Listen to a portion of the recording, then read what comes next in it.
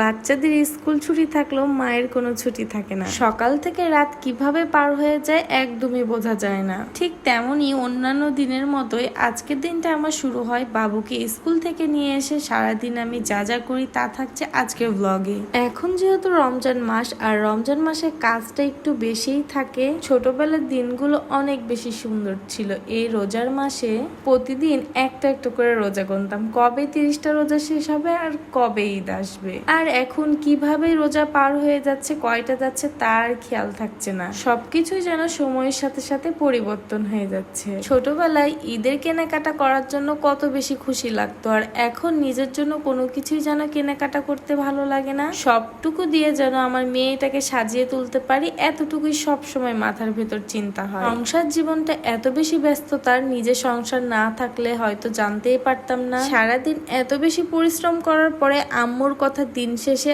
আমার বারে বারে মনে পড়ে। আমার আম্মু কতই না কষ্ট করেছে তার সংসারের জন্য, আমাদের জন্য।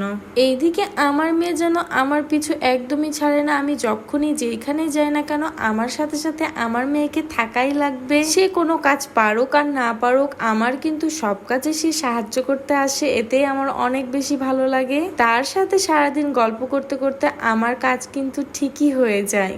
রমজান মাসে যেহেতু দুপুরের রান্না থাকে না, যার কারণে আমি বাবুকে নিয়ে স্কুল থেকে আসার পরে আমার সব কাজগুলো আমি শেষ করে নিই। দুপুরের পরে যেন সুন্দরভাবে আমি রান্না করতে পারি কোনো রকম ঝামেলা ছাড়াই, যার কারণে আমি সব কাজগুলো আগে থেকে রেডি করে রাখি। আর এখন যেহেতু আমার মেয়েটা একদমই বড় হয়নি, যার কারণে আমাকে সবকিছু আগে থেকে করে রাখতে হয়। সব কাজের মধ্যে আমার পেঁয়াজ কাটাটা অনেক বেশি বিরক্ত লাগে, আর আমার অনেক বেশি খারাপ লাগে, কারণ এই জিনিসটা আমাকে বারবার কাঁদায়।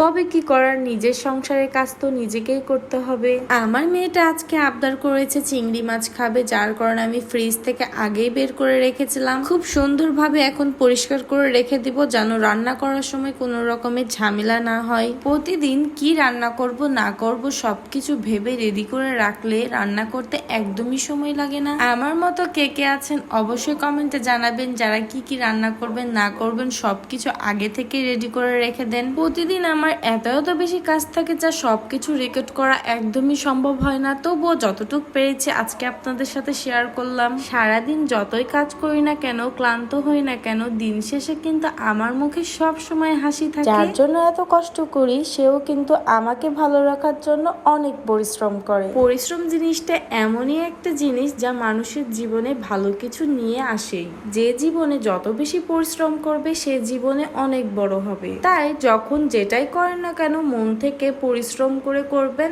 আল্লাহ তাআলা ঠিকই আপনার মনের সকল ইচ্ছা আশা পূরণ করবে, আর আপনার কাজে সফলতা ঠিকই এনে দিবে। আমাদের এই ছোট্ট সংসারটাকে ভালো রাখার জন্য, সুন্দর রাখার জন্য আমরা দুইজন কিন্তু অনেক বেশি পরিশ্রম করি। প্রতিদিন রান্না বান্না করে আমার রান্নাঘর পরিষ্কার না করা পর্যন্ত যেন মনে হয় কাজই শেষ হয়নি। আমার মনে হয় সব আপুরাই এমন করে।